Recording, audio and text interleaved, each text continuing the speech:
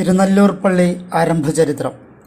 കിഴക്ക് വേമ്പനാട്ട് കായലിനും വടക്ക് തയ്യെഴുത്ത് തോടിനും പടിഞ്ഞാറ് കൈതപ്പുഴ കായലിനും തെക്ക് ചെങ്ങണ്ടായാറിനുമിടയിലേക്ക് ചേർത്തല അരീക്കുറ്റി റോഡിന് പടിഞ്ഞാറ് വശത്ത് NSS കോളേജിന് കിഴക്ക് ഭാഗത്ത് കിഴക്കോട്ട് ദർശനമായി സ്ഥാപിക്കപ്പെട്ട ദേവാലയമാണ് Thirunellur saint Joseph church. Thirunellur ഇടവക സ്ഥാപിതമായത് 1952 ജനുവരി 1-ാം തീയതിയാണ്. അതിനു മുമ്പ് ഈ പ്രദേശത്തെ നിവാസികൾ ആധ്യാത്മിക ആവശ്യങ്ങൾ നടത്തിയിരുന്നത് പള്ളിപ്പുറം ഫൊറോന പള്ളിയിലും ചേർത്തല ഫൊറോന പള്ളിയിലുമായിരുന്നു. ആരംഭകാലത്ത് ഈ പ്രദേശത്ത് വിവിധ ഭാഗങ്ങളിൽ ചെറിയ ഷെഡുകൾ കെട്ടി ഉണക്കമാസാചരണവും മറ്റും നടത്തിയിരുന്നു.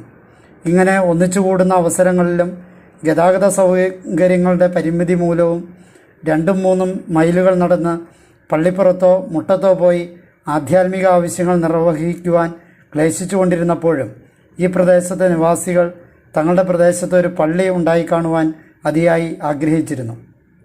ഈ ആഗ്രഹ പൂർത്തീകരണത്തിനായി 2 ഇടവകളിലും ഉൾപ്പെട്ട ഇവിടുത്തെ വിശ്വാസികൾ അന്ന് എറണാകുളം അതിരൂപതയുടെ ഭരണസാരഥ്യം വഹിച്ചിരുന്ന അഭിമന്യമാർ അഗസ്റ്റിൻ കണ്ടത്തിൽ മെത്രാപ്പോലീത്ത മുമ്പാകെ അപേക്ഷ സമർപ്പിക്കുകയുണ്ടായി. ഈ പ്രദേശത്തുകൂടി കാൽനടയായി സഞ്ചരിച്ച് സ്ഥിതിഗതികൾ നേരിട്ട് മനസ്സിലാക്കിയിട്ടുണ്ടായിരുന്ന അഭിമന്യ മെത്രാപ്പൊലീത്ത അപേക്ഷ പ്രകാരം പള്ളി പണിയുന്നതിന് അനുവാദം നൽകി. കഴിയുന്നതും വേഗം പണി നടത്തുവാൻ പ്രോത്സാഹിപ്പിക്കുകയും അന്ന് പള്ളിപ്പുറം ഫൊറോന പള്ളി വികാരിയായിരുന്ന ബഹുമാനപ്പെട്ട ജോസഫ് പഞ്ഞിക്കാരനച്ഛനെ ആ ചുമതല ഏൽപ്പിക്കുകയും ചെയ്തു. അതനുസരിച്ച് 1951 അവസാനത്തോടുകൂടി ഒരു താൽക്കാലിക ഷെഡ് ഇപ്പോൾ പള്ളി നിൽക്കുന്ന ഇടത്ത് നിർമ്മിക്കുകയും 1952 ജനുവരി 1-ാം തീയതി ആദ്യമായി അതിൽ ദിവ്യബലി അർപ്പിക്കുകയും ചെയ്തു. അന്നു മുതൽ എല്ലാ ഞായറാഴ്ചകളിലും കടമുള്ള ദിവസങ്ങളിലും പതിവായി ദിവ്യബലി അർപ്പിച്ചുകൊണ്ടിരുന്നു. എന്നാൽ ഈ ഷെഡ് പ്രകൃതിക്ഷോഭത്തിനിരയായി നിലംപതിച്ചതിനാൽ 1955 നവംബർ 25-ാം തീയതി പുതുക്കി പണിയുവാനുള്ള സത്വര നടപടികൾ സ്വീകരിക്കുകയും 1956 ഏപ്രിൽ 22-ാം തീയതി പള്ളിപ്പുറം ഫൊറോന പള്ളി വികാരി ശിലാസ്ഥാപന കർമ്മം നിർവഹിക്കുകയും ചെയ്തു. ഇടവക്കാരുടെ ആത്മാർത്ഥമായ സഹകരണത്തോടെ അദ്ദേഹം പള്ളിപണി സ്തുത്യർഹമായ വിധം പൂർത്തിയാക്കി. 1957 ജൂൺ 30-ന് അഭിമന്യ മെത്രാപ്പൊലീത്ത ജോസഫ് പാറേക്കാട്ടിൽ പിതാവ് ദേവാലയത്തിൻ്റെ ആശീർവാദ കർമ്മം നിർവഹിച്ചു. തുടർന്ന് പള്ളിപ്പുറത്ത് നിന്ന് വന്ന് ഞായറാഴ്ചകളിൽ കുർബാന ചൊല്ലിയിരുന്നു.